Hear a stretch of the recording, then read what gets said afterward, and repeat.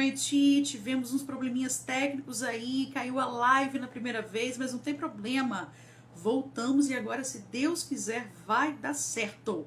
Vamos receber agora a Ana Paula e a Gabriela e deixo já vocês de volta, né, pessoal? Vem voltando, deixa eu mandar já aqui um convite para Ana. Chegou aí. Agora vai, gente. Cruza os dedos que agora vai. Agora foi, coisa boa. Aê! Viu, Gabriela? Tava faltando aquilo, hein? Meninas, boa noite. Bom, agora a gente conseguiu entrar, né? Como a gente está gravando de novo, né? Começando, eu fiz uma introdução longa e tal. Aí a gente não conseguiu entrar. Deixa eu fazer a introdução de novo, né? Cumprimentar as pessoas que estão chegando. Vejo que a Fernanda já chegou, Fernanda de Cachoeiro, descobri hoje, pensei que você fosse de Castelo, hein, Fernanda? O Henrique chegou também. Henrique, você é de onde? Deixa eu ir cumprimentando as pessoas aqui. Michele de Belo Horizonte, maravilha. Josi, Emily, pessoal da Serra está aí presente junto conosco também. Maravilha. Meninas, estava contando para o pessoal, até tinha dividido, né, um pouquinho com vocês também, né? Eu vejo que a Gabriela é bastante presente também nas redes, assim, que eu tinha feito a enquete, né? Tinha 4 temas em mente para poder discutir aqui, a gente dá continuidade nas lives que a gente já está acostumado a fazer aqui na Habilitar, e falar sobre o LOAS, né? Sobretudo essas dificuldades na concessão do benefício. Meu Deus do céu, ganhou disparado. Mais de 50%, né, das pessoas queriam uma live que discorresse sobre esse assunto. É um tema polêmico. Quando vai falar de INSS, vai falar de laudo médico, dentre outras questões que vocês vão compartilhar conosco. Então, realmente precisa ser falado, precisa ser discutido. E esse compartilhamento de conhecimento e de informações, né, que eu já conheço, tive o prazer já de ouvir as duas falando e aprender com as duas, inclusive colocar em prática no meu ambiente de trabalho nos últimos 2 dias. Então, assim, a gente precisa realmente desses espaços, né, do compartilhamento de informações. Então, desde já, quero agradecer a vocês duas por terem aceitado o convite de estar aqui conosco, tá? Esse lado sensível que vocês têm, né? Sempre solícitas quando a gente precisa de vir, de falar sobre o assunto, de discorrer e fala sobre tudo mesmo. Isso que é mais legal ainda, né? Vocês não têm papa na língua. Eu tiver que, né, ter uma criticidade em relação a alguma questão relacionada sobre o tema, vocês falam. Então, essa transparência eu acho muito legal, eu acho muito bacana. Então, desde já, parabenizo as duas pelo trabalho já desenvolvido. E aí, vou pedir para que vocês duas se apresentem no primeiro momento, e aí eu vou falar para o pessoal como é que vai funcionar a nossa dinâmica aqui. A gente tem uma pauta inicial, mas a gente também vai abrir um espaço para participação, né, das outras pessoas, mas primeiramente seria importante que vocês duas se apresentassem. Então, por favor, meninas, passo a palavra para vocês agora, se apresentem aí para o nosso público presente. Gente, boa noite. Primeiro, quero agradecer o convite da Lívia, que convidou a gente para poder estar discorrendo sobre esse tema que é realmente muito polêmico. Eu me chamo Ana Paula, eu sou advogada. Minha especialidade é previdenciarista. A gente tem um amor tremendo pelo benefício assistencial, que é, assim, vou dizer, a cereja do bolo, que é onde a gente consegue estar realmente levando o cliente pela mão até o INSS, e isso é um diferencial que a gente traz para a vida. Minha formação, eu sou especialista em direito previdenciário, né? Minha formação acadêmica, a gente já tem 15 anos de formação, desde 2005, e aí a gente está nesse nicho aí, trabalhando junto com o previdenciário, que é a área que, assim, me encontrei no direito. Não sou assistente social, mas a advocacia me encontrou dentro da advocacia também a possibilidade da assistência social pelo direito. E isso é muito importante. E estou muito satisfeita aí e espero poder contribuir com informações para vocês aí. Boa noite, gente, tudo bem? Espero que sim. Que bom que temos o prazer de poder falar novamente com a Lívia, agradecer o convite desde já, foi muito legal da última vez que a gente esteve junto e está sendo sempre um prazer falar sobre esse assunto que é o nosso xodó, é nosso queridinho. E meu nome é Gabriela Ceciliotti Sobrosa, sou advogada, especialista em direito previdenciário, Minha formação acadêmica aqui na Faculdade de Direito de Cachoeiro de Itapemirim, ano de 2005. Lá se vão aí 18 anos, tá bom? Mas a gente é novinha, tá, gente? A gente formou com 15. Maioridade só na faculdade. Brincadeiras à parte. Então, a gente gosta muito desse assunto, é o nosso carro-chefe no nosso escritório. A gente tenta trazer a parte que a Lívia falou, trazer mais humanidade para essa população que realmente necessita, porque não basta só você ter a visão financeira da coisa, você tem que ter um olhar sutil, delicado a respeito dessa situação e pegar justamente o cliente pela mão. Falar, não, vamos lá, a gente te apoia, a gente te ajuda, seguiremos juntos, né, em rumo à vitória, né? A vitória, nesse caso, seria a concessão do benefício desse cliente, que é o BPC, nosso famoso assunto de hoje, também polêmico. Perfeito. Estamos à disposição das 12 mil perguntas que a Lívia tem. Perfeito. Que bom que você tocou neste assunto, Gabriela. Então, bom, vamos então explicar para o pessoal como é que vai ser a nossa dinâmica aqui. A gente tem uma pauta elaborada, mas é interessante que o convidado, você faz uma pergunta e a partir da resposta já responde 5. Você se empolga, eu acho isso maravilhoso. Já veio o raciocínio, já responde. Então, podem ficar à vontade para estar respondendo da forma que vocês quiserem, tá? E, pessoal, vocês também podem participar, que aí a gente vai intercalando. As meninas vão respondendo, eu vou, né, lendo os comentários de vocês, vou lendo para elas as perguntas também que vocês colocarem, tá? Podem ficar à vontade para discorrer sobre o tema e, é como eu sempre falo, né? Da última vez foi assim, hoje vai ser da mesma forma. Suguem, aproveitem bastante, tá? Das duas aqui, porque sabem muito e vão dar uma aula hoje muito bacana para a gente também. Então, vamos começar então pelo começo, né? Naturalmente, né? Enfim, vou fazer uma pergunta que por vezes pode ser meio clichê, mas não, né? Vamos dos passos devagarinho, né? Então, assim, para a gente começar a nossa pauta inicial, o nosso assunto aqui, meninas, queria que vocês falassem um pouquinho sobre o BPC, no sentido assim, quem tem direito à entrada no BPC Loas? Primeiro, vamos lá, que às vezes as pessoas que estão nos acompanhando não saibam realmente o que se trata o BPC. Então, gostaria de esclarecer a princípio que o BPC é um benefício de prestação continuada. Ele é um benefício de política pública assistencial, vinculado junto ao INSS, pago pelo governo federal. E ele te dá direito a um salário mínimo mensal, não é vitalício, né? Então, aí vem as pessoas que se encaixam nesse BPC. Idosos maiores de 65 anos e pessoas de qualquer idade que tenham alguma deficiência ou algum impedimento que a diferenciam de igualdades e condições, né, de outras pessoas que não tenham esse tipo de deficiência. Cumulado com a questão da ausência de renda ou de renda insuficiente capaz de seu próprio sustento ou que a família não possa sustentá-lo. Então, são 2 requisitos cumulativos para cada categoria. A idade de 65 anos ou mais, cumulada com a ausência de renda ou insuficiência dela. Ou pessoas de qualquer idade que tenham uma deficiência ou um impedimento de saúde, doença, decorrente dessa desigualdade entre outras pessoas que não tenham essa deficiência, também cumulado com a ausência de renda ou insuficiência dela, tá bom? Essas são as pessoas que se encaixam dentro do BPC. Complementando o que a doutora está falando, e que tem esse impedimento de longo prazo. Isso. Até aí, o que tem por longo prazo? Pelo menos 2 anos, né? Não adianta, tem que ter também mais esse requisito. Esse impedimento tem que ter esse lapso temporal mínimo para a gente poder conseguir corroborar com laudos, comprovação da doença, para poder tentar buscar o deferimento junto ao INSS. É bem interessante colocar esse período de tempo também. Esse período apenas para deficiência, lógico, né? Esse período apenas para deficiência. Então, vamos lá, repetindo. A deficiência em si, ou esse impedimento, que seja de forma prolongada, que se estenda por mais de 2 anos e que cumuladas com a condição de insuficiência de renda. Perfeito. Perfeito. Cito essa questão assim de no mínimo 2 anos, eu confesso que eu não tinha conhecimento não, tá? Cita um exemplo assim de um caso, por exemplo, a pessoa sofreu um acidente, perdeu uma perna, não contribuía com o INSS, teve que ficar um tempo acamado, algo nesse sentido assim. Não sei se seria um exemplo, né, que abarcaria essa questão do tema de 2 anos.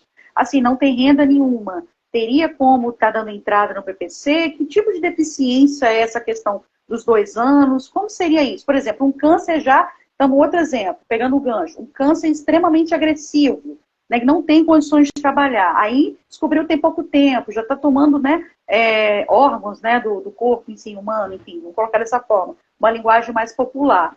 Aí tem esse período de carência também de 2 anos ou não? Cada caso é um caso? Como seria? Não é uma carência, Lívia. Vamos colocar aqui assim, que essa doença ou esse impedimento se prolongue por muito tempo, por mais de 2 anos. E vou pegar o gancho que você deu, que é o caso do câncer. Por mais que ele tenha tratamento de 6 a 1 ano, já tem estudos comprovados que a remissão do câncer é no mínimo 5 anos. Exatamente. Então, a pessoa, durante esse período, ela fica com um impedimento de poder ter igual condições com as outras pessoas que não têm câncer.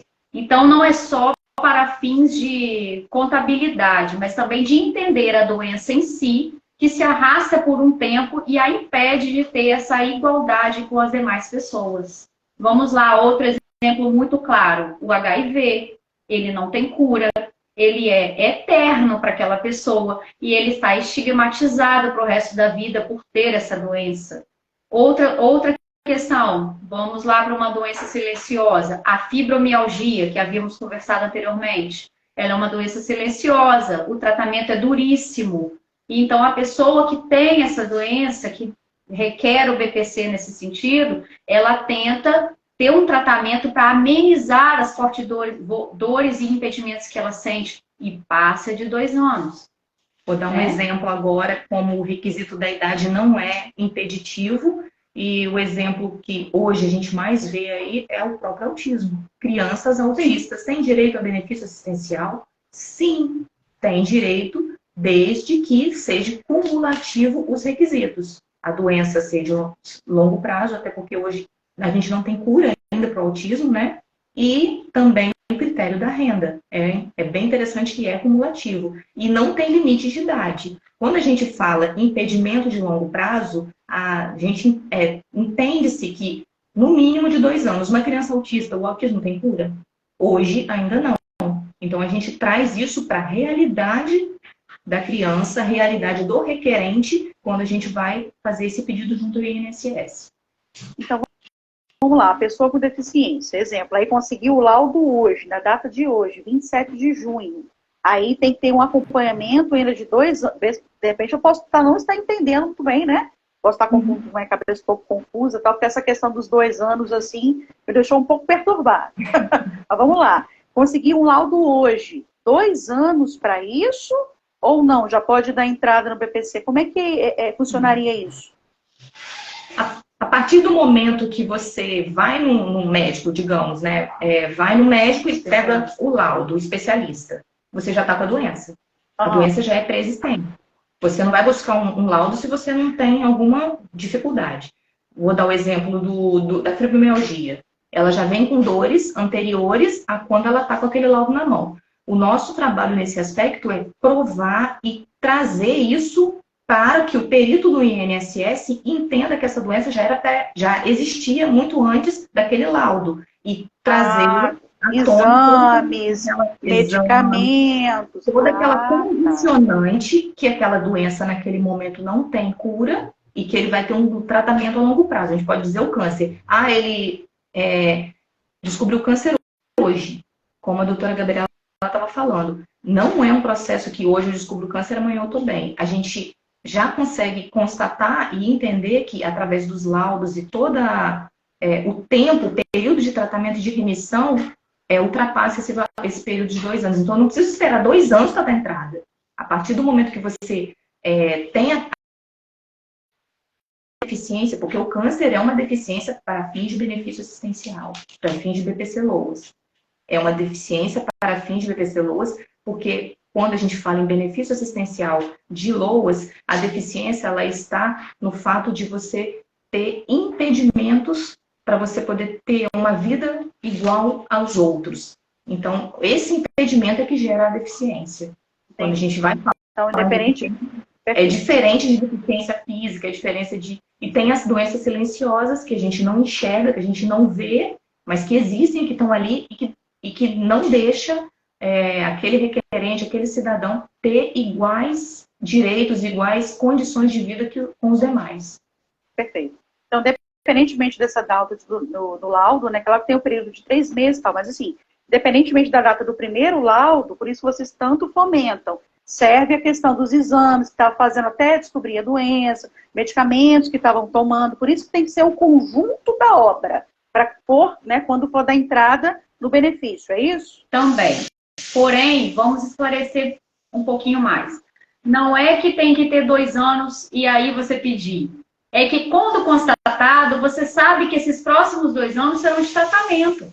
Exatamente. Esses próximos 2 anos se prolongam ao tempo que a pessoa vai precisar de acompanhamento médico para aquele tratamento, controle ou cura daquela doença. Então, esses 2 anos não são características que a pessoa já tinha no passado. Ela já pode ter, mas significa que a partir de então, a partir do momento que ela perde o benefício, é porque ela está impedida de conviver em sociedade em igualdade de condições e por isso ela precisa de tratamento, ela precisa daquele valor para poder se sustentar, porque ela não está podendo mais trabalhar, ela não pode mais viver em igualdade, em ter um tratamento adequado, ela não tem acesso a médicos particulares, exames particulares, então ela precisa daquilo ali para poder se sustentar.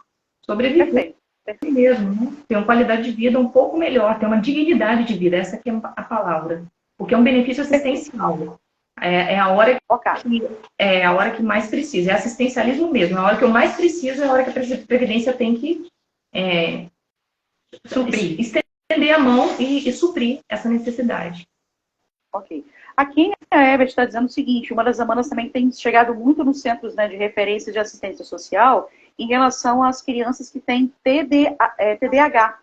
Então, assim, ela coloca aqui como pergunta se crianças com TDAH também têm direito ao benefício, né, ao BPC-LOAS. Como é que está essa questão de avaliação? O TDAH, assim como o autismo, né, eles têm muito em comum, eles têm muitas características comuns, né?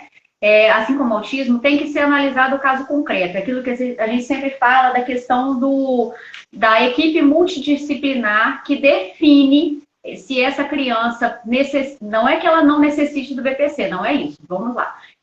Define o diagnóstico, traz para a gente, para a realidade, dentro do laudo, quais são os impedimentos que esse TDAH apresenta com a vida em sociedade, porque existem graus.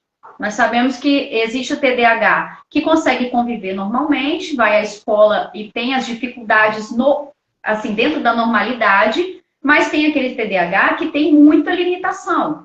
Tem TDAH que se equipara a autismo grau elevado. Então, tem que ter essa supervisão de uma equipe multidisciplinar, laudando esse TDAH, para que, junto com os demais documentos, possa ser comprovado para fins de requerimento do BPC. Não é excluído, mas também não é óbvio. O BPC é assim, gente. Infelizmente, ele não é um pedido automático. Ele tem que ser provado. Então, tudo que você requer, você tem que trazer exame, você tem que trazer laudo, você tem que trazer remédios que a pessoa tem por indicação médica. As bulas dos remédios falam muito sobre aquela doença, sobre aquele impedimento que a pessoa tem. Então, é um conjunto de documentos que formaliza esse requerimento e a gente tenta somar todas as possibilidades para que seja concedido. A questão é juntar tudo que tem e talvez buscar até mais, né? Porque a gente sabe que só um laudo de um clínico geral não serve. Então, a junta médica, quando a gente fala de equipe multidisciplinar, nós estamos falando de psicólogos, psiquiatras, a própria escola. A escola é importantíssima para dar um laudo fundamental, porque ela vai descrever o comportamento daquele aluno dentro de um espaço fora de casa, dentro de um espaço fora da realidade da família. Às vezes a família não sabe como ele se comporta dentro da escola. E às vezes é a própria escola que sinaliza para a família que ele tem algum problema relacionado ao TDAH, ao desvio de atenção, à falta de correspondência e de comportamento. E, fonoaudiólogos, psiquiatras, clínicos gerais também, que é a primeira porta que a pessoa vai para depois começar a aprofundar o especialista, né? E neurologista também, que ele é o especialista indicado para todas essas doenças silenciosas relacionadas ao cognitivo. Perfeito. Então, assim, igual a Gabriela está falando, é um conjunto de laudos, dependendo da demanda e de quem essa criança é acompanhada, não é um profissional, não, igual você citou o exemplo do clínico geral. Não, é de todos que a acompanham, correto? Sim, inclusive, só um gancho, inclusive se ela faz parte de alguma associação, como por exemplo a PAI, como uma associação particular que tenha correspondência a esse tipo de transtorno, né? Porque já existem muitas casas de apoio. Por exemplo, o autista tem a casa de apoio específica para ele, né? Muitas vezes a associação é fundada pelas próprias mães, que juntas, elas se unem para poder conseguir mais médicos vinculados, conseguir mais acessos públicos, conseguir políticas públicas para poder ajudar essas crianças ou essas pessoas que até mesmo, não necessariamente crianças, temos autistas aí adultos. Hoje em dia, a nossa geração já assiste autistas diagnosticados com 25 anos de idade, que há 30 anos atrás era impossível de se perceber, não havia diagnóstico, né? Então, assim, essas associações ajudam muito a você conseguir ter acesso a toda essa parte burocrática de políticas e outras coisas que esse TDAH ou autista precisa. Perfeito. Aqui queria pegar esse gancho, que a gente até comentei com vocês que a gente está utilizando já nos nossos atendimentos, né? Lá no CRAS. Em relação a como que o usuário deve conversar com o, entre aspas, jeitinho, com o médico na hora de preencher o laudo. Ou seja, o que tem que constar. E vocês deram exemplos fantásticos lá do cara da fibromialgia e do remédio do relaxamento. E a gente está usando isso. E é realmente de fundamental importância. Percebemos. Queria que vocês comentassem um pouquinho sobre isso. Esse exemplo dá muita clareza, né? Só contar o exemplo aí você... Só para a gente relembrar. Nós na sexta-feira que estivemos juntos lá no CRAS, eu dei um exemplo de que a gente também assistiu na aula que nós tivemos, que assim, a questão não é a doença em si, mas tudo que está em torno dela. Vamos lá, eu dei o exemplo do motorista de ônibus que sente fortes dores e vai trabalhar todos os dias. E aí ele descobre que tem fibromialgia, que é uma doença silenciosa, mas que você olha para ele e está ali perfeitinho, dirigindo, fazendo o trabalho dele. Ok. Quando você, motorista, vai na consulta médica, ele não tem aquele trejeito de perguntar para o médico quais as consequências daquele remédio, o que aquele remédio pode implicar. Se o médico não perguntar para ele qual é a profissão dele, dali para frente pode gerar uma consequência absurda. Vamos supor, fibromialgia tem remédio de relaxante muscular. Muitas vezes esses remédios são assim, doses de leão. A pessoa, para ela não sentir dor, ela tem que tomar uma dose cavalar. Então, o médico prescreve 500 miligramas daquele relaxante muscular e o motorista toma de manhã na hora do café e vai trabalhar dirigindo seu ônibus com mais de 60 pessoas dentro. Olha o risco que não entender quem é aquele paciente traz para uma sociedade inteira. Então, é muito importante ter essa consulta, seja assim, muito detalhada, para que ele não acabe não acontecendo o pior para esse profissional e para as pessoas que estão ao redor dele. O remédio em si pode causar diversas consequências negativas. Então, assim, foi o que a gente trouxe esse exemplo para poder explicar como é importante um laudo nesse sentido. Um laudo e uma consulta que vai gerar o laudo, né? Aí a Ana vai explicar melhor. Então, aí quando você... Qual é a questão do laudo? A questão do laudo é a seguinte, não adianta simplesmente colocar CID. A CID também é importante, mas o fato é que quando a gente pensa em laudos médicos bons, a gente tem que analisar também em que implica para esse paciente, para esse requerente de benefício assistencial na vida dele. Biopsicossociais. O laudo médico ele tem que trazer também para o perito que for analisar o seguinte, essa criança que tem autismo, ela tem autismo e ela utiliza de X remédios, e isso vai afetar em quê? Na vida dela, na vida social dela, no convívio com as outras crianças. Quando a gente fala em benefício assistencial, é tudo um conjunto, não só a parte médica, a parte biopsicossocial também, porque ela vai ter impedimento, e em cima, a gente bate muito em cima do quê? Desses impedimentos que, quando a gente fala em deficiências para fim de benefício assistencial, a gente tem que bater muito nessa palavra.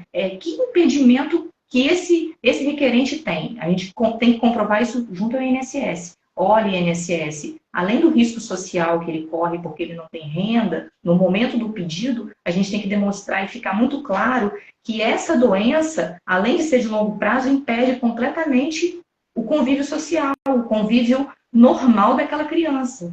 Então, isso é muito importante de você colocar junto ao laudo. Um laudo multidisciplinar, entenda que é um fonoaudiólogo dizendo, um fonoaudiólogo, a questão alimentar. Olha, essa criança, eu estou falando um pouco de criança para poder a gente colocar bem claro que não tem limite de idade quando a gente fala em benefício assistencial para deficiência. Algum transtorno alimentar, algum tipo de alimento que ele não possa comer, isso vindo laudado de um nutricionista, também soma. Aí vem um fonoaudiólogo, ele tem atraso na fala. Aí vem... São vários especialistas que, juntando, a gente consegue fazer o quê? Um bom conjunto de provas e demonstra isso para a instituição. Eu brinco muito em falar que o INSS não tem coração. O INSS, você tem que realmente dizer para ele, olha, INSS, o laudo está aqui, está comprovada a doença, está comprovado o impedimento, e mesmo assim a gente corre o risco de indeferimento. Então tem que ser muito bem amarrado esse processo para poder evitar esse indeferimento, que é o que a gente trabalha para poder chegar ao deferimento, porque a gente sabe exatamente a dificuldade que é. Essa questão social é muito difícil, quando chega-se a um benefício assistencial, porque realmente não tem renda alguma, é bem complexo mesmo, e não é tão simples quanto se pinta. Parece que é muito fácil quando a gente ouve falar, mas não é tão simples assim. Pois é, se amarradinho, assim, do jeito que vocês estão falando, já é difícil, imagina sem estar amarradinho, né? Então é realmente bem complicado. E pegando esse lanche de vocês que estão, né, falando sobre o laudo, tem uma pergunta da Fernanda Alves aqui, que ela diz o seguinte, e aí é importante até a gente ver em relação a todos os laudos. Vamos supor que são, sei lá, 3 acompanhamentos com médicos especialistas que esse usuário tem, e aí vai pegar o laudo dos 3, certamente, né? Vai fomentar muito mais, né? Nessa questão aí da entrada no benefício. Ela diz o seguinte, como funciona a questão do laudo? Um laudo antigo pode dar entrada ou tem que ser um laudo atualizado? Então, nesse caso do multiprofissional, pegando o gancho daquele exemplo da unidade básica de saúde que vocês deram, o médico pode, esses 3, atualizar, né? Como que seria isso? A partir do momento que esse laudo do especialista, você pode dar entrada com o laudo que você tem em mãos. Ah, mas o laudo não é atual. Mas a doença também não é atual. Mas a gente requer, junto à própria unidade de saúde, você tendo o laudo, mas é muito importante o que eu estou dizendo.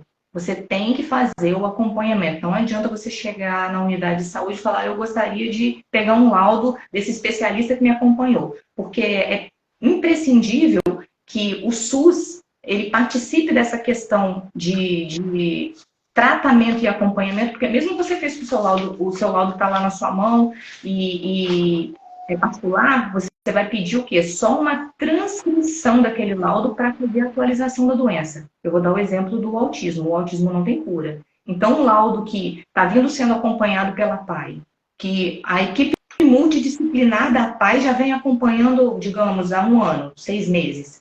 E você foi e deu entrada no INSS com esses laudos. Então, o que eu digo para você é o seguinte, chegou na hora da parte médica, chegou na hora você pega esses seus laudos, leva na sua unidade de saúde, olha, eu estou precisando de um laudo com esses que eu tenho aqui, só atualizado, porque eu preciso de um benefício assistencial junto ao INSS. É isso que você vai requerer.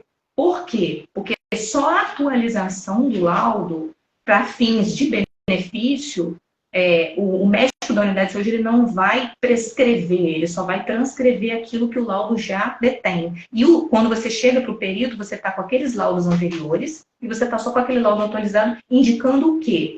que você tem um acompanhamento junto àquela unidade de saúde, que aquela unidade de saúde sabe o que está acontecendo com você, e isso dá mais o quê?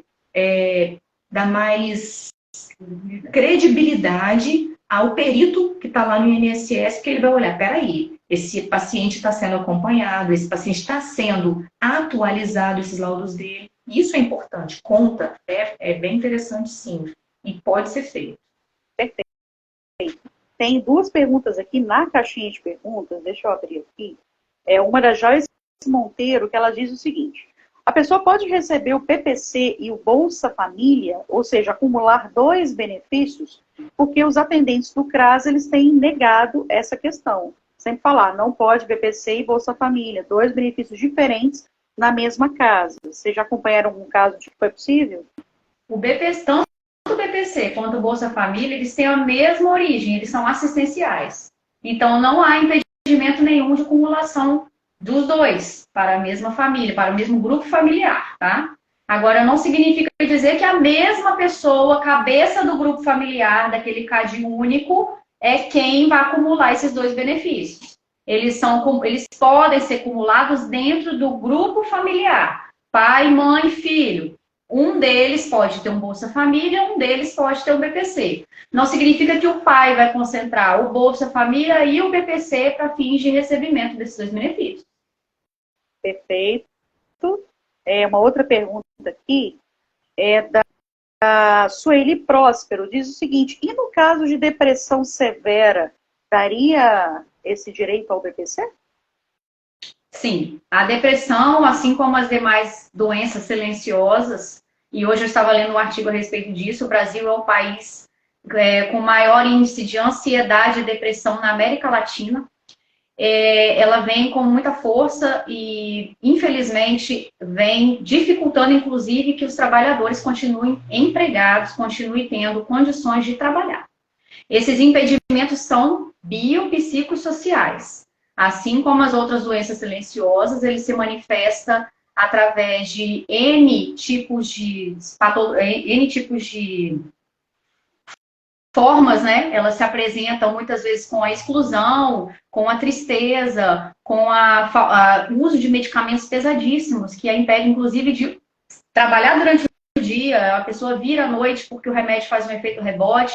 Tem N casos. Então, é a mesma situação de outras doenças silenciosas. Tem que ser diagnosticado por um médico especialista da área, ou seja, o psiquiatra, o psicólogo e também neurologista em muitos casos, porque geralmente esses medicamentos são pesados e eles têm a indicação médica direta para cada caso concreto, né? Existem outros graus de depressão, existem aquelas mais tranquilas, que você faz a terapia e uso medicamentoso, mas tem aquelas que têm síndrome do pânico agregada, tem aquelas que têm a pessoa fica completamente excluída da sociedade, ela se coloca dentro de um casulo e, infelizmente, ninguém tem acesso a essa pessoa, então o tratamento é de choque, muitas vezes. São os remédios SOS que a gente fala.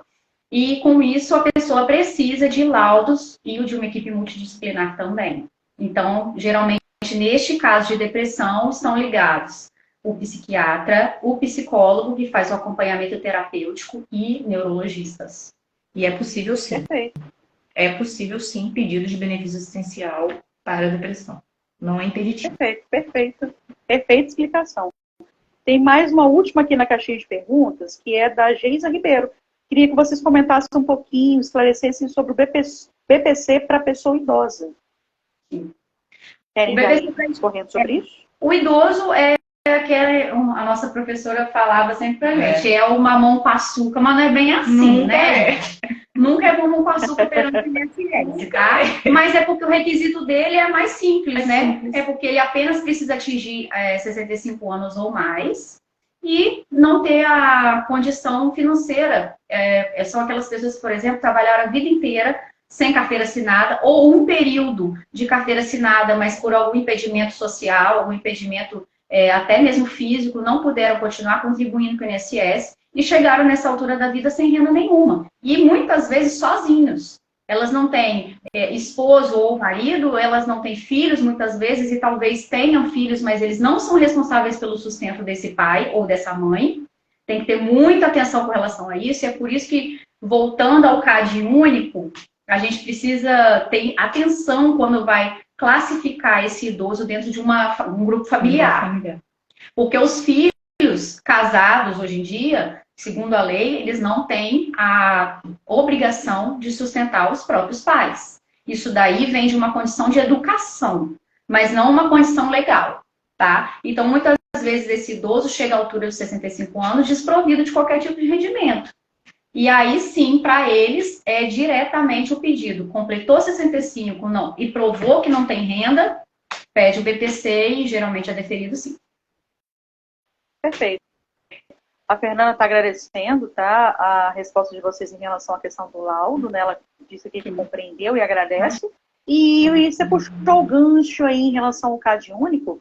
Queria que vocês falassem um pouquinho sobre essa questão de falar a verdade, não ter medo na hora de prestar as declarações, seja na hora da inscrição do cadastro único ou na atualização do cadastro único, porque dependendo, né, não vai interferir, né, na questão do recebimento do BPC, como vocês sempre dizem. Cada caso é um caso. E achei legal que vocês duas, né, tanto na sexta quanto a gente conversando hoje antes da live, vocês comentaram mais uma vez, não precisa mentir. Então, eu queria que vocês comentassem um pouquinho sobre isso. Na verdade, a gente tem que deixar bem claro o seguinte. Toda inscrição no CAD único tem que conferir com a realidade fática, a realidade do que ocorre dentro daquele grupo familiar. E se você mora meu pai, minha mãe, eu, meu marido, meu filho, ok, faça o seu CAD único com quem mora dentro da sua residência. Não tem problema algum. Isso não vai interferir no seu benefício assistencial, porque o grupo familiar, para fins de benefício assistencial, precisa do CAD único atualizado e real do que existe. Mas a própria legislação, ela traz o que é o grupo familiar BPC.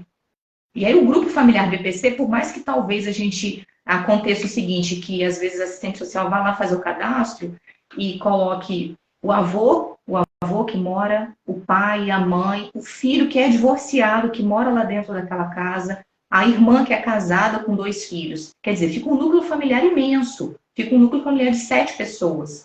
E aí eu vou dar um exemplo verdadeiro, verídico, de um caso daqui do nosso escritório, que o grupo familiar foi feito, o CAD único foi feito exatamente como era, e dentro desse grupo familiar era o pai, era a mãe, era o filho divorciado, era a irmã e era a avó. Tinha renda? Tinha renda, sim. Mas para fins de benefício assistencial, e foi o que nós fizemos, nós montamos o processo, nós desconstruímos esse grupo familiar, porque quem estava requerendo era um dos membros que era divorciado, mas a deficiência dele não permitia que ele trabalhasse mais. E foi concedido esse benefício para ele. E quer dizer, você não precisa ter receio quando você vai lá no CRAS, vai lá no CAD único, de falar exatamente o que acontece dentro da sua casa. Ah, eu não vou botar meu marido, porque se eu botar meu marido, eu não vou receber. Tem ainda outras possibilidades legais, a gente está falando isso porque benefício assistencial é diferente, você tem que olhar o que a legislação permite. Por exemplo, tem um casal. Outro exemplo prático, foi definido essa semana, inclusive. O senhor já era aposentado, recebia um salário, e a esposa não tinha salário e 70 anos de idade completos. E ele já estava aposentado e já estava com 67. Ela foi definido o BPC para ela. Vai falar, doutora, mas ele tem uma renda. Mas para fins de benefício assistencial, essa renda foi desconsiderada e o CAD único dele ficou zerado. Isso legalmente falando, o INSS já aceita, e nós fizemos um benefício assistencial para ela idoso, ela com 70 anos, ela poderia estar recebendo já um tempo anterior, mas ela não sabia que tinha direito. Então, assim, é muito interessante você tratar com o que é a realidade fática da sua casa, da sua família, e saber que, sim, a legislação ela está a favor daquele que precisa, desde que cumpra os requisitos. Então, a gente não precisa mentir, não tem absolutamente necessidade alguma de não levar com a verdade, até porque você pode se prejudicar se você for fazer dessa forma, não precisa. Só aproveitando o gancho aqui, por isso que é muito importante tanto o requerente do CAD único, quanto levar não só o documento pessoal dele, mas de todos os membros dessa família, inclusive todos os documentos mesmo, por exemplo, carteira de trabalho, CPF é obrigatório, RG é obrigatório, certidões de casamento ou nascimento de todas as pessoas, porque quando forem confrontar as informações desses outros membros da família, se não aquele cabeça que requereu, vão verificar, por exemplo, se a pessoa é solteira, se é casada, se é divorciada. E isso é fundamental, porque a própria lei já separa essas pessoas dentro do mesmo grupo familiar, que elas passam a não participar do mesmo núcleo. Um filho que mora com o pai e com a mãe, mas que já é divorciado, não participa mais desse grupo familiar, desse pai e dessa mãe, mesmo morando dentro da mesma casa. Então, esqueci a palavra, gente. Desconstituição. Não é só isso, não. Ele sendo casado, divorciado, fugiu a palavra agora, deu branco, mas vocês entenderam. Ele já tem o próprio núcleo familiar, ele já tem o grupo familiar, é ele sozinho. Ele vai ser um grupo familiar. O estado civil da pessoa determina em qual grupo familiar ela pode se encontrar. Era isso que eu queria dizer. Estado civil. Ok, meninas. Muito bem explicado. Vocês estão arrasando hoje. Mais aulas, né? Acho que a gente precisa de um tempo desse mesmo e com muitas outras perguntas para a gente ir absorvendo mais. Eu vou pegar aqui uma pergunta, já que uma das nossas participantes aqui, né, puxou o gancho em relação à pessoa idosa. É uma pergunta que surgiu lá na sexta-feira, então a gente volta na pessoa idosa e depois faz uma outra pergunta aqui relacionada ao laudo. Em se tratando da pessoa idosa, apenas a nível de esclarecimento mesmo, precisa completar os 65 anos de idade para dar entrada no PPC ou não se faz necessário? Precisa completar os 65 anos, sim. É requisito fundamental. Tanto que a lei fala assim, maiores de 65 anos de idade. Então, 65 anos mais um dia. Então, fez aniversário, completou 65 anos, no dia seguinte já pode fazer o requerimento. E enquanto não completa os 65 anos, ela pode separar a documentação, fazer o CAD único, separar tudo que tem relacionado àqueles requisitos que a lei exige para poder dar entrada no requerimento no dia seguinte do aniversário. Inclusive, só para complementar, benefício assistencial é um benefício que não gera 13º, ele é individual, só quem tem direito é aquele que requereu, ele não passa para outra pessoa, não é uma aposentadoria, como muita gente às vezes utiliza desse tema. Doutora, você pode me aposentar? Não é uma aposentadoria, ele é para aquele idoso e deficiente que não tem renda e ele precisa de revisão a cada 2 anos, pode ser revisionado a cada 2 anos pela autarquia, que é pelo INSS. É primordial ter o CAD único atualizado e mais uma coisa, o CPF tem que estar regular, tá? Isso não tá na lei lá dizendo, o CPF tem que estar regular. A gente não consegue acesso, inclusive, ao sistema do próprio INSS se o CPF não estiver regularizado. Tá? Isso aí é bem uma coisa prática que eu estou falando. Porque aí você pode chegar até lá, você não consegue fazer o cadastro. Então, mais um requisito que entra nessa listinha aí do benefício assistencial. Atualização também do seu CPF, caso precise, senão você também não consegue. Só para pegar algum para puxar. Sim, perfeito. Mazinho 60 está perguntando aqui em relação ao prazo de validade do laudo. Qual que é esse prazo de validade? Teoricamente, para você chegar numa perícia, no mínimo 90 dias. Mas o fato é que se você fizer da maneira que a gente está até orientando e que não é nada tão assim impossível, a partir do momento que você faz todo um acompanhamento, toda doença para fins de benefício assistencial tem que ter, toda doença não, toda deficiência, todo impedimento vai ter um acompanhamento. A palavra vai andar junto. Então, não vai gerar dificuldade em você fazer a atualização desses laudos junto ao seu posto de saúde, simplesmente porque você já vai ter esse acompanhamento junto à própria unidade de saúde. Eu estou falando muito, muito claramente isso, porque não adianta eu pegar o laudo que eu quiser chegar lá na unidade de saúde e achar que isso vai acontecer. Você tem que ter o acompanhamento fora e lá você consegue fazer essa atualização.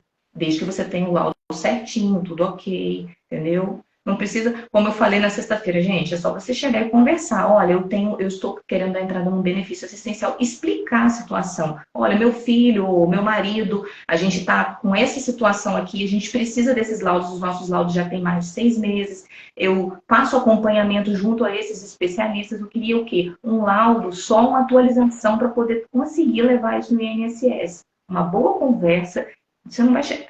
Direito a gente tem, mas o fato é que a gente também tem que ter um pouquinho de consciência no sentido de vamos explicar, vamos demonstrar para aquele profissional que está ali que o que você precisa é simplesmente uma atualização para esse benefício. E você pode pedir um laudo específico para isso, ó. Um laudo para o INSS para fins de benefício assistencial. Ok, não teria problema algum. Dá para você fazer isso mesmo com os laudos antigos. Você consegue fazer essa atualização nessa data. Só para completar, quando for na perícia, leva tudo que tiver. Sim. Não leva só o atual, não. Sim. Levam todos os laudos antigos, todos os exames, leva bula de remédio, leva oração, leva tudo que tiver relacionado a essa incapacidade, porque aí você vai, mesmo que o perito não solicite, tá lá, tá em mãos. Você não perde a oportunidade de mostrar caso ele peça. Perfeito, é isso aí. Cronologicamente, fica mais fácil, porque aí assim você facilita a vida do perito. A gente tem que pensar o seguinte, o INSS, ele quer negar o meu benefício, então eu vou fazer tudo mastigadinho, tudo da maneira que fica mais fácil para ele, tudo bem certinho para hora que ele abrir ali e falar assim, não, eu vi, olha, tem uma continuidade essa doença, as datas são datas que conferem, então fica bem mais fácil. Tem que pensar o seguinte, aquele perito está ali fazendo isso o dia inteiro. Então, se ele chegar, você chega com a pasta ali toda errada, toda bagunçada, você não sabe nem para que lado que o laudo, você não sabe nem a data que o laudo tem um pouco de cuidado no sentido de organizar cronologicamente toda aquela documentação para até ter condições da sua perícia ser melhor analisada. Esse cuidado é bacana. Show, meninas. Show. Michele Bogiani, acho que é assim que se pronuncia, nossa querida assistente social lá de Belo Horizonte, pergunta o seguinte: qual que é a média de tempo de liberação do benefício desde a solicitação? Então, teria resposta para isso?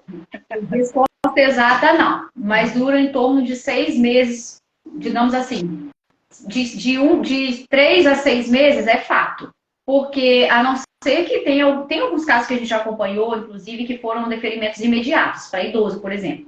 Mas são raríssimos e é em caso assim, depende muito de onde foi feita essa solicitação. Em Cachoeira em si, que é onde nós residimos, não temos essas boas notícias assim imediatas, não. Ela tem um parado desde janeiro. Tenho. De idoso, inclusive.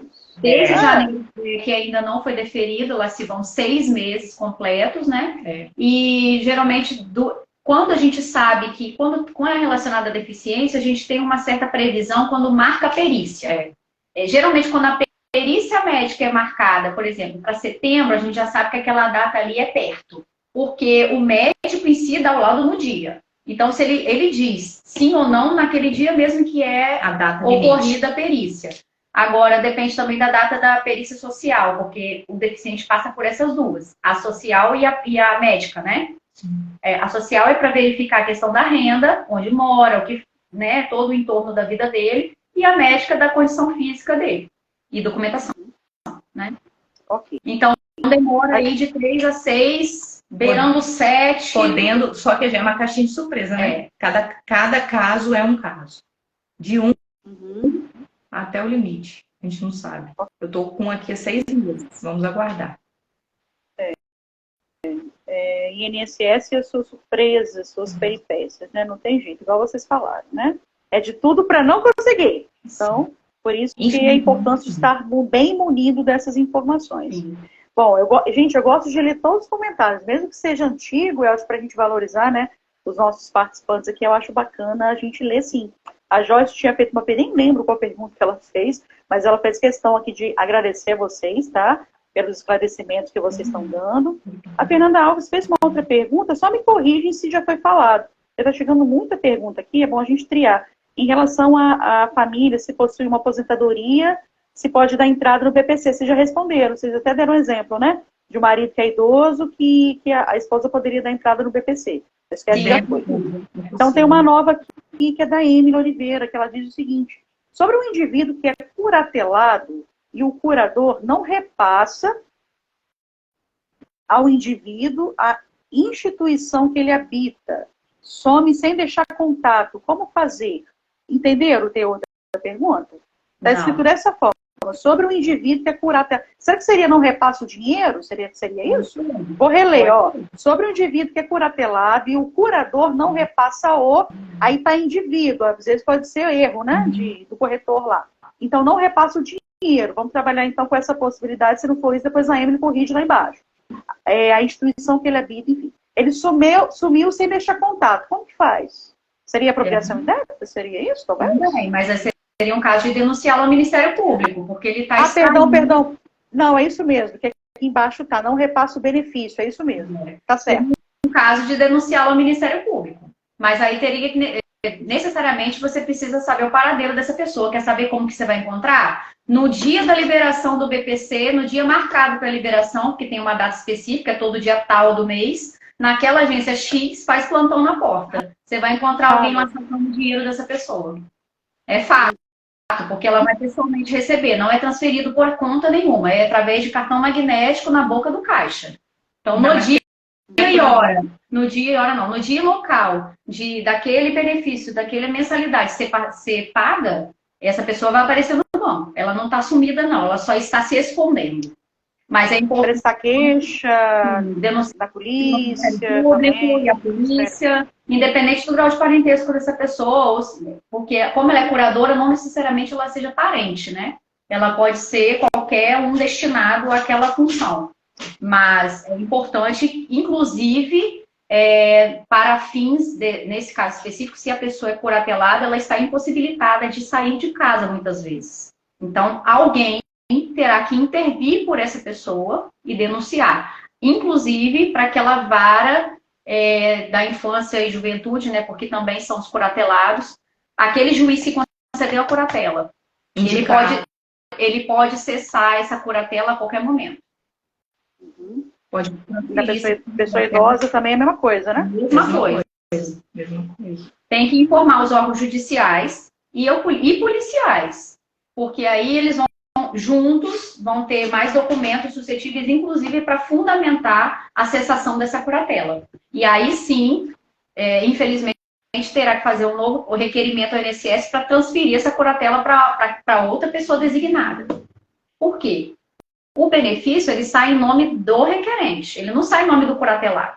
Ele sai no nome do José, que está dentro de casa precisando do benefício, e não do João, que sacou o dinheiro e sumiu. Então, essa questão, para o INSS, é o José que está indo lá na boca do caixa sacar o dinheiro, e não o curador dele. É importante entender isso. Porque a curatela não é só para fins de benefício, ela representa a pessoa num todo na vida social. Ele pode estar utilizando de outros meios. Eu estou me aprofundando um pouquinho mais para vocês entenderem a amplitude da curatela. Ela tem ele tem uma responsabilidade civil sobre aquele curatelado. Então, é muito importante que façam a denúncia para que cessem essa curatela e evite maiores transtornos para aquela pessoa que mal sabe o que está acontecendo, que é o curatelado.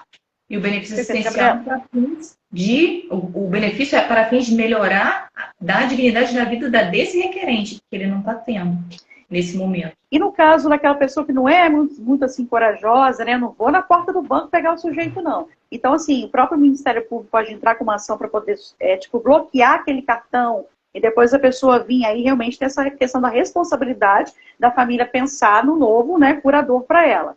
Mas é possível também bloquear esse cartão e outra pessoa vir a receber. Olha só, não é bem assim, não é automático. O que acontece? O Ministério Público vai investigar essa denúncia. Ele primeiro vai apurar todos os indícios para poder ter certeza que não é o próprio curatelado que está indo à porta do banco sacar o montante. Por isso que precisa de alguém intervir e contar os fatos para que o Ministério Público comece a apurar. Independente de investigação policial ou não. quem fez a denúncia vai dar o testemunho, ele vai ouvir outras pessoas ao redor desse curatelado e vai entender o que está acontecendo. Ele não vai cessar o benefício. A pessoa pode continuar sacando o dinheiro normalmente. A questão é, ele vai ter que tomar uma medida judicial para impedir que esse curador continue sacando o benefício de outro. É essa a questão. Ele vai ter que tomar as medidas judiciais cabíveis para impedir ou cessar esse comportamento do curador. Como ele vai fazer, aí vai depender de cada caso. Porque o próprio Ministério Público sabe como agir nessa situação. A importância é sair de dentro de casa e falar, olha, Ministério Público, está errado, o requerente em si não está recebendo, está na míngua ainda, porque a outra pessoa está se beneficiando do dinheiro dele. Denunciar e deixar o Ministério Público fazer a parte dele. Como ele vai fazer, aí é como vocês sempre dizem, cada caso é um caso. Sim. Michele trouxe outra questão aqui. Ela diz o seguinte, dívidas com o governo podem ser descontadas no valor do PPC? Nenhuma. Nem imposto de renda é permitido ser ser descontado do próprio BPC. Por quê? Vou te explicar a questão. O BPC é assistencial. Ele é limpo. Ele vai R$ 1.320 mensais para aquela pessoa. Vamos supor que eu fiz o requerimento em janeiro e ontem saiu o BPC da Joana. Veio todo acumulado desse tempo aí e a pessoa, você vai lá ver na carta de concessão ou na lista de valores lá do próprio INSS, vai estar lá, descontado R$ 300 de imposto de renda. Não pode, tá? Esse pedido, se você for na boca do caixa e não tiver lá os benefícios relacionados a janeiro, fevereiro, março, abril e maio, junho, se não tiver 6 lá, pode requerer a diferença desse desconto. Não pode ser descontado sequer imposto de renda sobre o valor. Muito menos dívidas relacionadas ao governo. Perfeito. Ele é um valor limpo. Perfeito. Ok. Agora uma pergunta assim, de extrema importância, e vocês são bem sinceros em relação a isso. Isso que eu gosto muito de vocês, assim, em relação a essa questão. Vou até ler, assim, como é que ela foi construída. Vamos lá. A número 12. Vamos lá. Na opinião de vocês, o cidadão, bem munido de informação, consegue dar entrada sozinho no BPC? Caso sim, em que casos recomenda-se, ou melhor, consegue dar entrada, acho que é caso não, na verdade, né? Caso não seja possível, né? Em que casos recomenda-se a atuação de um advogado? Então, posso falar? Pode. Então tá. Eu vou falar porque eu já estava conversando com a Lívia antes da live, a gente estava batendo um papo sobre isso, é muito importante. Toda pessoa, qualquer cidadão, e o INSS foi feito para isso, tá? Tem acesso ao aplicativo Meu INSS formalizado pelo governo. O que acontece é que o aplicativo é muito lindo, ele é maravilhoso, na teoria.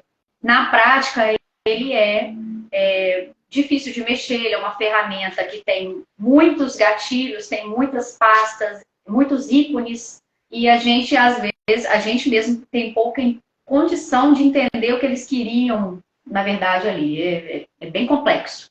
Mas assim, se a pessoa tiver intimidade com informática, se ela tiver facilidade para compreender as perguntas que serão feitas, é para isso que foi feito o INSS. É para que o cidadão tenha acesso ao pedido desse benefício, tá? E ali a pessoa vai acompanhar, vai fazer o requerimento, vai acompanhar o status desse requerimento, se ele está em análise, se que dia que vai ser marcada a perícia social, perícia médica. Então, ele tem ali todas as informações necessárias para acompanhar o pedido dele até o deferimento. Quando for deferido, ele ainda consegue verificar qual banco ele vai conseguir sacar, que dia e quanto ele vai conseguir sacar. Porém, a pessoa tem que ter intimidade com esse sistema. Pode fazer? É para isso. O cidadão tem livre acesso a todas as plataformas digitais do governo. Gov está aí para isso, para facilitar. O Meu INSS está aí para facilitar. Ocorre que muitas pessoas, principalmente as mais carentes e as que têm uma condição de renda ínfima, sequer têm acesso à internet. Muito menos a um telefone que caiba um aplicativo. Muito menos uma leitura daquilo que está acontecendo. Muitas vezes ela não sabe ler, ela não sabe escrever, ela não sabe por onde começar. Muito menos, muitas vezes ela não sabe nem que tem o direito. Não sabe. Isso aí é fato, é fato. Muita gente não sabe. Então, assim, nesses casos, especificamente, nós aconselhamos a pessoa a buscar ajuda de um profissional, da confiança dele, quem ele quiser, mas desde que contribua e faça um bom trabalho e consiga o que ele almeja, que é um benefício. Tá? Mas o principal é a pessoa ter a expertise, né, para poder acessar essas plataformas digitais do governo. É bem difícil, tá? Mas não é impossível. Jamais. Tudo, quando você começa a preencher, começa a ser autoexplicativo. Você vai acompanhando as perguntas e vai respondendo com calma. Mas os documentos também são fundamentais para que componham essas respostas, tá bom? Então, só se a pessoa não souber mexer mesmo, né? Ou não tiver acesso. Comenta então um pouquinho, que a gente estava até falando antes, sobre os casos assim, que realmente carecem de judicialização. Você viu assim, caramba, não dá mais. 3 vezes já deu. Agora vamos judicializar. Comenta um pouquinho sobre isso. Então, esses casos são assim, a pessoa requereu a primeira vez, mal tinha os documentos necessários, foi indeferido. Aí na segunda vez ela viu que faltou X, Y documentos, só juntou aquilo e foi indeferido de novo. Alguma coisa está acontecendo. Alguma coisa está errada ali, não é só a falta de acesso ou a falta de interesse, a falta de vislumbrar aquele problema. Ela realmente está carecendo de algum requisito para preencher necessariamente o pedido, né, para ser concedido. Então, nesses casos, especificamente, a gente analisa o pedido administrativo e fala, cara, não dá mais para pedir administrativo, a gente vai ser indeferido de novo. Por quê? Muitas vezes ela tem todos os documentos, mas não tem argumento. Ela não faz um requerimento específico. E, judicialmente, você leva aquele problema para o juiz analisar o caso concreto e ele fala assim, ó, juiz, tentou uma, tentou 2, tentou 3, os documentos estão aqui. Só que ela não sabia fazer o pedido. Vamos lá, então, agora? Vamos fazer um pedido específico? Olha, é depressão, ela está em capacidade de trabalhar, ela perdeu amigos, perdeu família, está se isolando dentro de casa, está cheia de dívida porque não pode trabalhar, não pode pagar as contas dela, talão de água atrasado, talão de luz atrasado. Então, assim, você vai juntando toda a vida daquela pessoa naquela petição inicial para você dar entrada no processo judicial de requerimento do BPC. É super possível sair do administrativo e ir para o judiciário fazer esse pedido lá. Muitas vezes você consegue, inclusive, o retroativo de todo aquele período requerido na época do administrativo. Aí a pessoa recebe desde a primeira data do primeiro requerimento. Nossa. Aí vem uma... Caramba! Aí é muito interessante que você não pegue a DER. A DER é a data de entrada do requerimento, DER. Essa data, essa sigla, assim, é uma delícia, porque ela traz o ouro, todo o ouro que está empoeirado ali atrás, ela traz de volta quando você consegue o deferimento. Muitas vezes, eu também vou complementar o que a doutora Gabriela está falando, que mesmo muito bem instruído, e eu estou falando de um caso concreto do nosso escritório, tá? Nós vimos que a pessoa deu entrada, já era uma senhora, um BPC até para o irmão, e foi um erro da autarquia.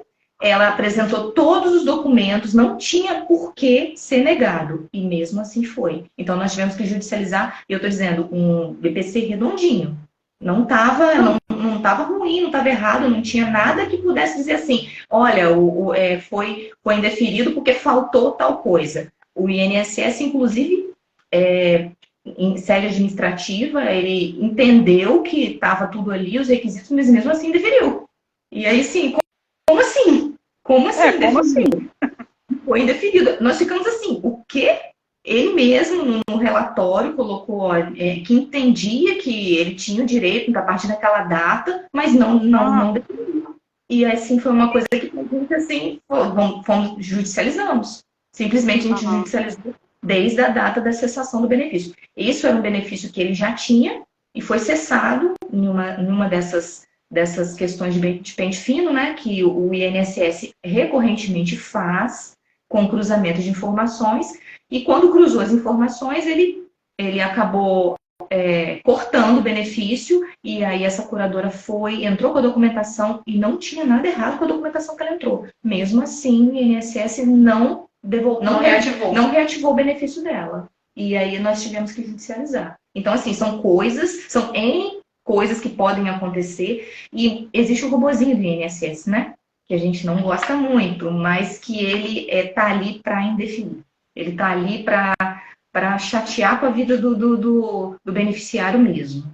Mas aí a gente trabalha em cima da documentação, trabalha em cima do que já foi feito, e aí trabalha de uma forma que consiga estar revertendo essa situação em favor do beneficiário. E aí muitas vezes tem que ser judicializado. E tem que ser aí você procura aquele profissional que você conheça, da sua confiança, porque você não pode estar sem o seu benefício, até porque você depende dele, né? Então, nesse sentido e nesse aspecto, sim, é viável você buscar esse conhecimento mais técnico, para você ter um resultado melhor, mais rápido. Você falou uma questão relacionada ao robozinho, né? A próxima pergunta é exatamente sobre o robô. Vocês vão fazer uma análise crítica em relação à atuação dele. Acho que sim, né? Porque vocês não cortaram essa pergunta. Mas antes eu quero ler o comentário aqui de algumas pessoas que estão falando, igual a Adriana Reis. Né? Como eu falei, eu gosto de valorizar os comentários dos participantes. Ela está falando aqui que a live aqui está excelente. Tá? Parabéns, meninas, por isso. A Michelle está agradecendo, né? As informações de vocês. Ela falou que adorou as informações, os esclarecimentos de vocês. Deixa eu ver mais o que tem aqui. O pessoal está chegando aqui também. Deixa eu acenar para todo mundo. Falando em relação ao robô, então, né? Vamos falar um pouquinho em relação à opinião de vocês, em relação a essas análises aí meio automáticas. Né? Pelo visto, está acontecendo muito erro mesmo, como você acabou de citar. Tipo, por que negou esse benefício? Baseado em quê, né? Aí eu queria que vocês falassem o seguinte, ó, como a análise dos dados ela é realizada por robôs, em que tipo de avaliação, entre aspas, né, as máquinas, elas não têm contemplado os usuários com a aprovação do benefício? Tipo, na opinião de vocês, já ocorreram alguns erros no sistema ou ele é um sistema seguro? Aí, assim, vocês dentro da ética de vocês também, né, vocês puderem apenas comentar, de repente não precisa dizer se é ou não um sistema seguro, mas trazer alguns exemplos de casos, de repente mais um, né, que vocês veem assim, meu Deus do céu, por quê? Se não faz o menor sentido essa pessoa não ser agraciada com o BPC. Comentar um pouquinho sobre isso? Seria possível? Sim, claro. O sistema em si, ele é um sistema seguro e é o único. Não existe outro meio para que você possa fazer o requerimento do seu benefício. Então, você está vinculado a ele de qualquer forma, tá? Mas ele pode ter as suas falhas, assim como toda e qualquer máquina, todo e qualquer sistema, todo e qualquer aplicativo, tá? A questão é, muitos casos, para fins de requerimento, você preenche vários itenzinhos e são perguntas que vão te levando ao caminho do seu requerimento, tá? Como se a gente fosse simular aqui. Ele vai perguntando os seus dados, as informações, tudo relacionado à sua vida. E você junta a documentação. Como a Ana já disse, o robô não tem coração, o INSS não é uma pessoa. Então, ele não vai analisar o seu caso concreto, ele vai analisar a sua documentação. Se ele perceber que existe alguma falha, inclusive de nomenclatura daquele documento, vai negar, vai impedir que você consiga pelo menos consertar, ele já vai negar de pronto. Então, é muito importante o preenchimento com muita atenção dos documentos que você está juntando naquela hora do requerimento. Ficar de olho nas perguntas e nas respostas que você faz também é fundamental para evitar que a máquina entenda o contrário. Você tem que convencê-la nas suas respostas de que aquela resposta vai te dar aquilo que você almeja, tá? Então, assim, são programas, eles são suscetíveis a falhas, mas muitas vezes a falha é humana também. A gente tem que levar isso em consideração. Muitas vezes a falha não está também com a pessoa que fez. Ela pode estar errada no CAD único, ela pode estar errada no cruzamento de informações com outras pessoas daquele mesmo grupo familiar e você não tem conhecimento dessas informações. Então, é uma série de situações que podem levar ao indeferimento e que o robô lê como necessário indeferir, tá? E foi o que a gente falou na palestra que eu acho que você se assustou, né? Não sabia que eram robôs que analisavam, né? O caso em si, a documentação e os requisitos, sim, são robôs. Mas existem vários outros analistas espalhados pelo país inteiro analisando a documentação, principalmente quando se trata de laudo, de médico, porque ele tem que encaminhar aquela fundamentação, e ele tem que fundamentar essa decisão quando é dada. Nenhuma decisão administrativa pode ter não, ponto. Toda decisão administrativa em qualquer esfera do âmbito nacional seja federal, municipal ou estadual, ela tem que ser fundamentada, ela tem que dizer, estou negando por isso, isso e isso, tá? Então, é muito importante que vocês saibam que o analista faz essa análise da documentação do caso concreto e depois que o robô faz a primeira análise das documentações. Ele vê se o CPF, o RG e a CTPS está ali. Ok, está ali? Passa para o analista que agora ele vai analisar o seu laudo. Tá bom? Então, é mais ou menos assim que funciona o critério de análise do INSS. Só passa para o analista depois que aquele programa fez a triagem. E é muito importante que você tenha essa documentação bem alinhada, porque muitas vezes a gente vê que o governo federal, ele vem cada vez mais, a própria conta do Gov, ela está vinculada, a nossa vida inteira está vinculada ali. Então, geralmente, um deferimento vem assim, de pronto, muitas vezes por uma atualização, uma falta de atualização na Receita Federal. Eu tenho um caso de um CPF que foi... Eu falei, como assim? Acabei de ter entrado no benefício indeferido. Eu falei, o quê? Como indeferido? No mesmo minuto. Nossa. E aí eu fui buscar no INSS por qual motivo que estava aquela solicitação tinha sido indeferida de pronto e fiz um novo requerimento. Foi onde a analista me mostrou e falou, não, doutor, o que ocorreu aqui, porque tinha um fechamento na Receita Federal desse CPF que estava impedindo, e na hora que cruzou as informações, é um robô. Então, ele só faz o seguinte, você jogou as informações, ele cruzou as informações, não bateu, indefere. Um grupo familiar, por exemplo, se você não desconstitui ele na hora do pedido, pode vir a dar uma renda per capita superior, e aí um benefício assistencial para um idoso que já complementou a idade, mas que não comprovou que a renda dele está zero, pelo sistema, eu digo, né? É de pronto negado. Como também pode ser de pronto deferido. A gente não conseguiu isso aqui ainda não, mas a gente está na luta, na estrada, para trazer essa informação para vocês também. Perfeito.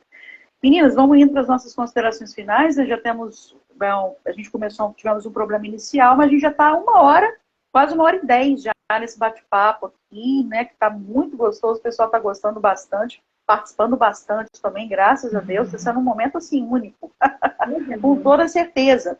Eu tenho aqui 2 questões finais aqui, né, antes de passar a palavra final para vocês, para as considerações finais, faltam 2 perguntinhas ainda da nossa lista aqui.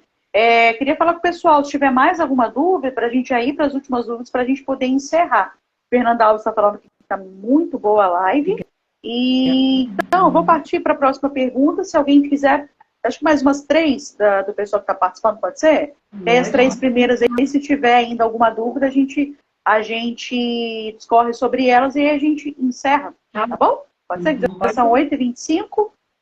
Vamos lá, falando sobre o INSS, vocês poderiam comentar para a gente um pouquinho assim sobre as dificuldades percebidas no atendimento lá?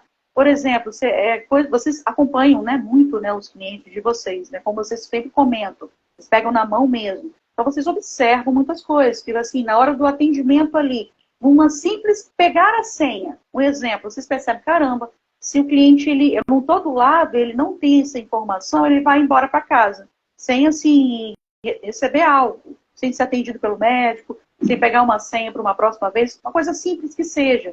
Então, assim, que vocês comentassem um pouco do que vocês têm percebido que, caramba, a população está precisando saber disso, porque senão não vai conseguir, vai voltar para casa. O que vocês observam, assim?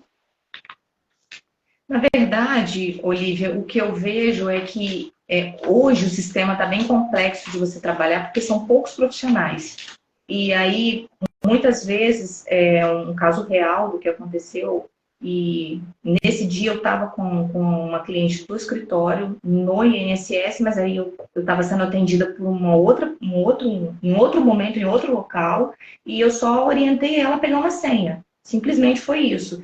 E aí o que acontece? São poucos profissionais, e esses profissionais, muitas vezes, eles não querem se comprometer, na verdade, né? E aí, essa cliente nossa estava sentada, era só ela requerer a senha, mas absolutamente nada. Eu estava em outro lugar, quando eu voltei para poder... Falou, vamos embora, já peguei, já resolvi. Ela falou, doutora, ele disse que não pode me dar senha, porque eu não tenho documento do meu filho aqui, eu não tenho RG do meu filho. uma situação completamente desnecessária. Então, assim, eu fui lá conversar com o atendente naquele momento, falei, olha, ela veio buscar uma senha para o filho é autista, a gente está querendo dar entrada num benefício para ele. Ele falou, doutor, eu não posso liberar a senha porque ele não tem RG. Eu falei, olha, no momento de retirada da senha, não há necessidade do RG da criança. Eu sei que vai precisar dessa informação, desse documento, em fase de perícia. Aí ele falou, eu não estou sabendo disso. Eu falei, não tem problema, vamos ver junto à gerência aí para a gente resolver essa questão. De pronto, a pessoa que estava ali naquele momento, ela falou, não, pode liberar, sem problema, a doutora não está errada.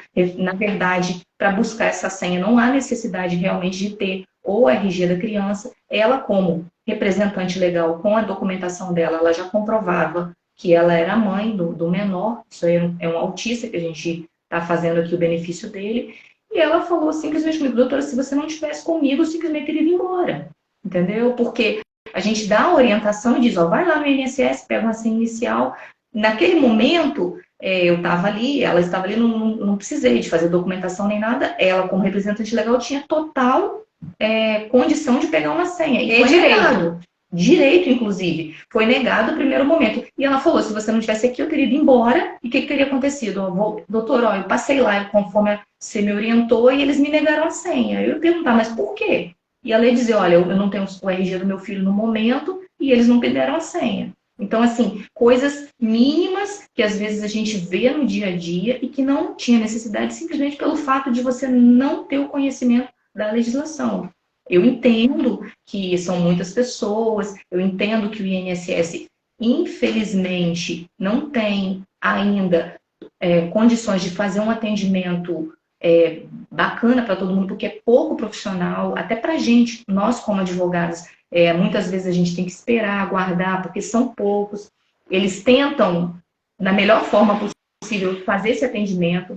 Eu não tenho que falar com vocês assim, que a gente é mal atendido, isso não ocorre. Ocorre, assim, o fato de ter poucos profissionais ali para poder atender e a demanda é muito grande. E nesse aspecto acaba ocorrendo muito mais indeferimentos, muitas vezes aquela displicência de ter uma fila enorme. Quer dizer, o analista falou, não tem como dar. E não é assim. Então, a crítica que eu faço aqui não é nem tanto pelo fato do próprio INSS. É a questão humana mesmo, é a questão de você estar ali dentro do seu trabalho e cumprir com o seu papel. E nós somos advogadas, né? Dar acesso à população ao direito que ela tem. E mesmo que não fosse um caso de ter conhecimento técnico ou legal, era o mínimo, era uma coisa assim que poderia ser resolvida facilmente, tirando uma dúvida com o superior hierárquico dele. Sim. Então, assim, é um pouquinho de boa vontade também, mas a gente sabe que é maçante para eles também, porque é um excesso gigante de atendimento trabalho por dia, tá? Não dá para exigir muito de alguém que está ali o dia inteiro ouvindo reclamação de doença, reclamação de problemas físicos, mentais. É maçante. Mas isso não abona a questão do direito ao cidadão a ter o livre acesso e o atendimento correto. Isso a gente vê claramente. Perfeito, meninas. Bom, a Michelle está perguntando aqui se o vídeo vai ficar gravado, né? Essa live vai sim, tanto aqui na Habilitar, depois eu vou compartilhar com as meninas no perfil delas também. Depois elas vão falar um pouquinho do perfil delas e a gente vai para a última pergunta aqui, um comentário, na verdade, não é nem pergunta, não. Mais um caso real que vocês trouxeram para nós, que vocês ficaram boquiabertas e nós, quando tomamos conhecimento, também ficamos boquiabertos. A Paula trouxe para a gente na sexta-feira. Você sabe já qual que é a questão? Sim. Então fala, então, Ana Paula. Pode falar. Acontece, existe e não é mentira, aconteceu mesmo. 6 benefícios no mesmo grupo familiar. Como é possível, doutora? Como pode? Primeiro de tudo, benefício assistencial não é renda, não computa como renda. Então, assim, é totalmente possível um grupo familiar receber mais que um BPC. Totalmente possível um grupo familiar receber um BPC e uma aposentadoria, desde que os critérios da legislação sejam respeitados. No caso específico, seria qualquer benefício previdenciário que seja até um valor de um salário mínimo, porque isso é desconsiderado para fins de renda. E o caso real foram 6 benefícios no mesmo grupo familiar. Eram crianças 2 idosos e 4 crianças, complementando 6 benefícios assistenciais e totalmente possíveis, e não tem nada de ilegal e ilegítimo nisso. A única coisa que eu falo para vocês é, gente, se tiver direito, um de cada vez, por favor. Não vamos entrar com todos. A gente entra com, digamos assim, que seja uma família com 2 irmãos autistas. 2 irmãos autistas. A gente não vai entrar com os 2 pedidos. A gente entra com um, pega o deferimento, depois a gente entra com o outro e pega o deferimento. Quantos forem necessários. É viável? É possível? Sim, é possível. Não vamos objetivar o direito. Essa que é a verdade. Cada caso é um caso. Então, vale a análise.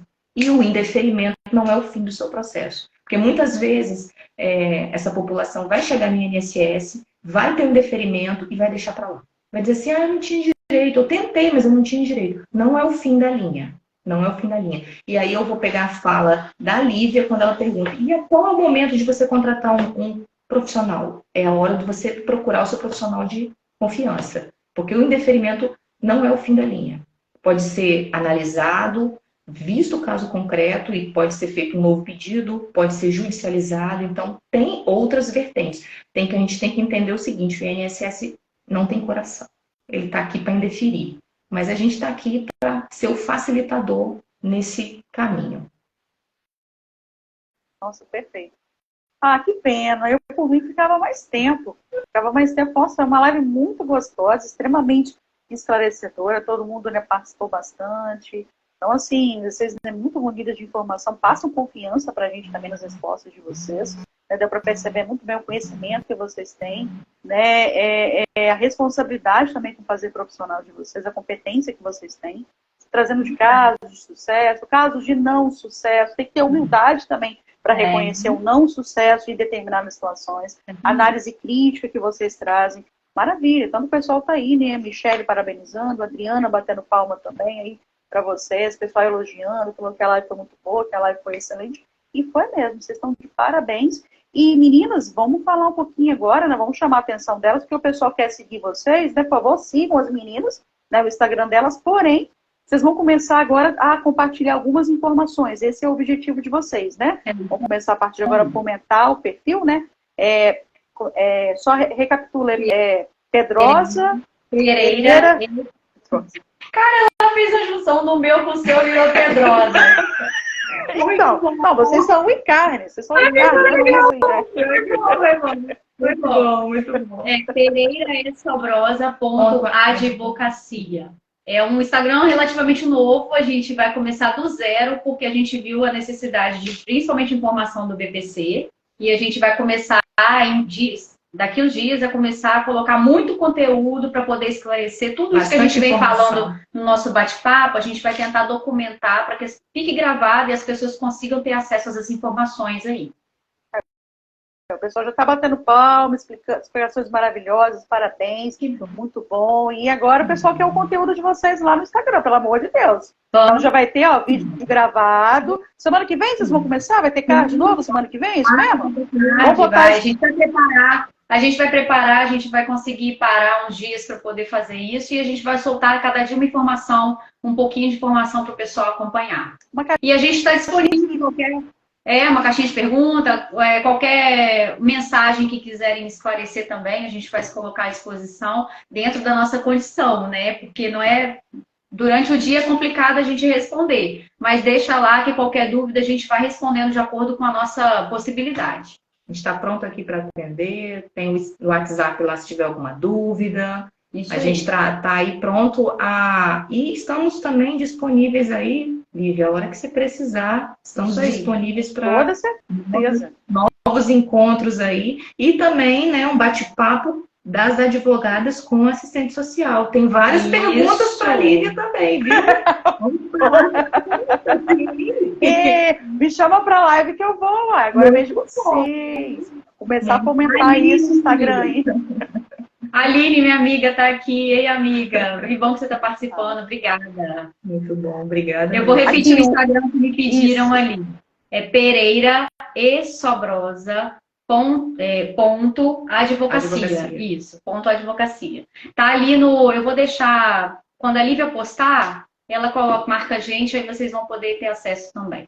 Perfeito. Vamos marcar um antes de eu fechar a live também, só ir aqui em cima do ao vivo ali, clicar, já adiciona elas agora. Já entra no perfil delas e já adiciona. Isso aí. Mas como a Gabriela falou, depois eu vou estar marcando também, eu sempre gosto, né, de fazer um agradecimento mais, né, formal, no story, do convidado. Então, assim, vou marcar você também no agora, né, quando for compartilhar o vídeo. Então, tem várias formas de terem acesso a essas duas advogadas maravilhosas aí. Tá bom? Obrigada. Então é isso, pessoal. Beijo, beijo. Obrigada, meninas, mais uma vez. Até a próxima. Aceito o convite aí de uma live aí, se quiserem, né? Com certeza. Então vamos combinar. E até a próxima. Até a próxima live agora. Não vai demorar muito tempo, não. E é importante mesmo a gente ter esses momentos de troca. Com certeza. Obrigada. Beijo, beijo. Até mais vezes, se Deus quiser. Tchau, boa noite. Tchau.